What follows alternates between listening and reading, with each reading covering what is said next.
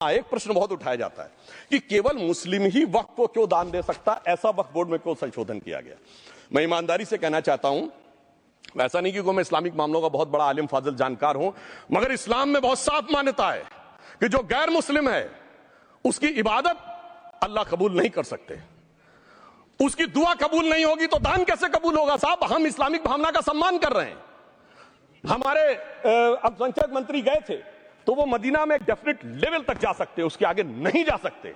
अगर इबादत की इजाजत नहीं है तो साथ जायदाद की इजाजत कैसे हो सकती है। मुस्लिम भावना का सम्मान है, और अगर है तो कोई मुल्ला मौलवी मुफ्ती मुकर्रम बारी आज आके बता दे कि कबूल हो सकती है दुआ, तो हम दान भी कबूल करने के लिए तैयार हैं। और तो और छोड़िए साहब, जब आप कहते हैं कि हर चीज हलाल होनी चाहिए, तो साहब हलाल करने की प्रक्रिया नहीं, हलाल करने वाला भी मुस्लिम होना चाहिए, तब वो हलाल होता था।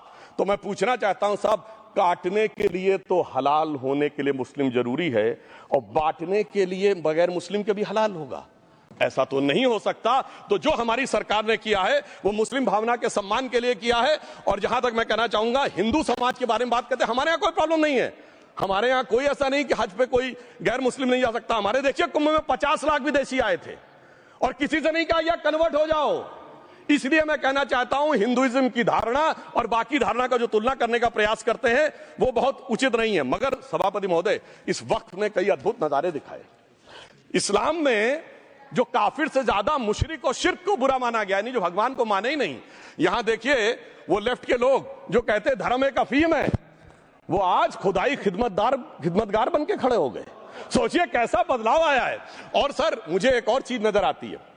एक पुराना गीत था, वक्त ने किया क्या हसी सितम। तो आज मैं कहना चाहूंगा, वक्त ने किया क्या हसी सितम कि मुस्लिम लीग और शिवसेना मिलके हो गए हम।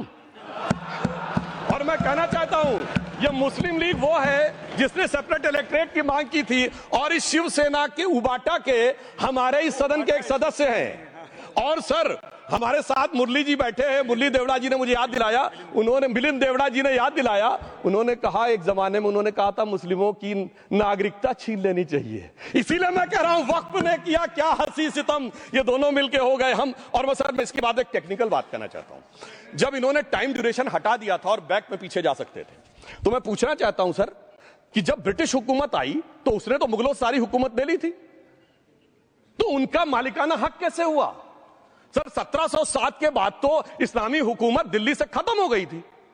एक आखिरी मुगल बादशाह शाह आलम के लिए तो बोला जाता था सल्तनते शाह आलम दे लाल किले ते पालम, यानी आज का IGI एयरपोर्ट।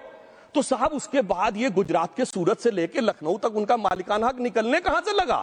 अरे भाई, जब दिल्ली को कैप्चर किया था अंग्रेजों ने तो सारी जमीन अंग्रेजों की थी। तो जब मैं अपने कांग्रेस के मित्रों से पूछना चाहता हूं, ये जब गवर्नमेंट ऑफ इंडिया एक्ट में पावर डीड ट्रांसफर की थी तो पढ़े नहीं थे क्या, या खोखले कागज पर साइन कर लिए थे, या कागज सही था, आप खोखला करने की बात है। मैं पूछना चाहता हूं, जब 250 साल तक वो हुकूमत ही नहीं रही तो उस हुकूमत के फरमान की लेजिटिमेसी कैसे हो सकती है। ये मैं कानून विदों के लिए भी एक फूड फॉर थॉट रखने की बात करता हूं।